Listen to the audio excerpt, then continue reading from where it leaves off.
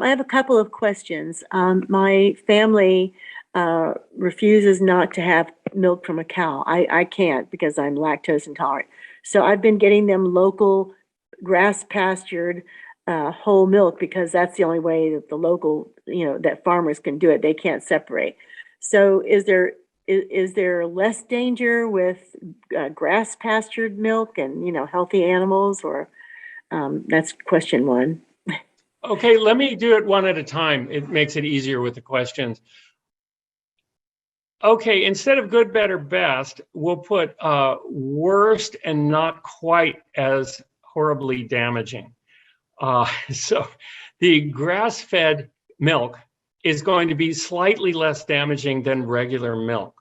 But there are so many reasons not to eat dairy products. Gretchen, but before you jump in, and if I may say so, you might want to look on our YouTube channel where we have all of our past conferences, or many of them. And I remember, Steve, you being on stage probably at our last in-person conference. It was. And you ripped through in like 2 or 3 minutes or less exactly why nobody should be eating dairy. And it was one of the most powerful things I've ever heard. You mentioned dairy products, and I made a little bit of a list here of things that I don't like about dairy products. I'll just go over it briefly. The casein, the major protein in dairy products, makes about 85% of the protein, is one of the strongest cancer promoters in the world. Antibiotics are common contaminant of dairy products, perhaps not organic, but all of the others. Then there's endotoxins, those dead bacterial shells that trigger inflammation throughout the body in arthritis and in the brain. Then there's advanced glycation end products that form when cheese is aged, and these go into the brain and shower it with free radicals, destroying brain cells. Then there's the bioaccumulation of persistent organic pollutants like organochlorines and polychlorinated biphenyls. Then there's the thing about mucus. The beta-casomorphin 7, an addictive chemical in dairy products, creates more mucus. It actually creates more mucus cells, and they produce more and thicker mucus. As any of us know who don't eat dairy, if we're ever exposed to it, it creates this real gunky stuff. And then there's constipation. Common with any opiate, and the beta-casomorphin, morphine, in dairy products creates constipation. I think it plugs people up much more than any other food.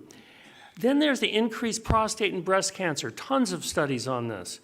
Then there's the type 1 diabetes. It seems that the dairy triggers the death of the beta cells, especially in young people. There's also the fact that autism often reacts to the withdrawal of dairy. About 50% of autistic kids improve their behavior dramatically when dairy is removed. Then there's the phthalates, like bisphenol A, that get into the dairy from those tubes in the dairy. And this is a nasty hormone chemical that would be good not to have. Not to mention insulin-like growth factor 1, which is identical in cows and humans and promotes cancer. Then there's the recombinant bovine growth hormone, which they clip onto the cow's ears. This is a genetically modified hormone that gets into the dairy products and into humans. And of course, the high saturated fats of dairy products contribute to many diseases like heart disease, stroke, and diabetes, and of course, Alzheimer's disease via vascular dementia.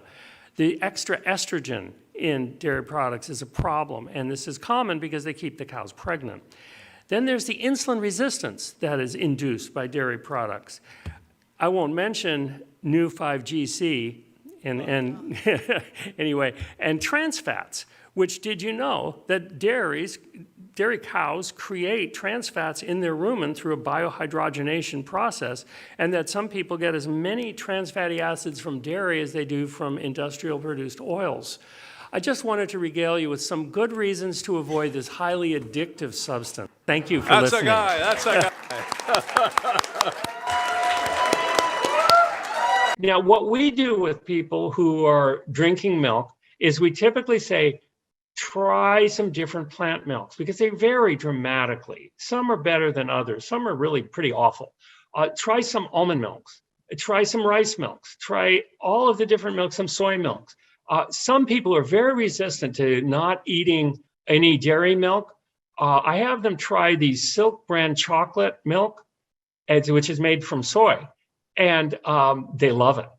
And they put on their cereal, they drink it, they never go back. And it is not perhaps the best thing in the world, but it has a lot of great nutrients, and it doesn't have those terrible problems with dairy products, such as increasing the risk of Parkinson's disease and neuroinflammation dramatically. There are so many things wrong with milk that I can't tell you that. And grass-fed is possibly actually grass-fed if it's milk. If it's meat and they say grass-fed, it means nothing.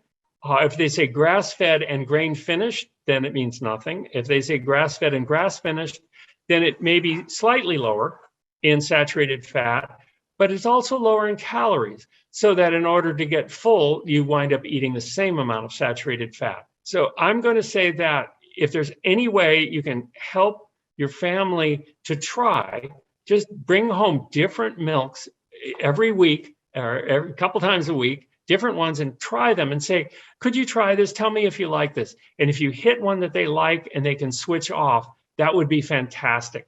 And if your family's concerned about calcium, then get a fortified milk. A lot of them are fortified with just as much calcium as cow's milk. Thank you.